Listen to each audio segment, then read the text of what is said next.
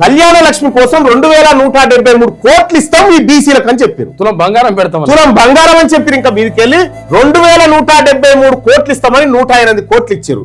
2165 కోట్ల రూపాయల నా బీసీ ఆడబిడ్డల సొమ్ము, పెళ్లిళ్ళకి ఇవ్వాల్సిన సొమ్ము దొంగతనంగా తిన్నాడు రేవంత్ రెడ్డి. దొంగతనంగా తిన్నాడు.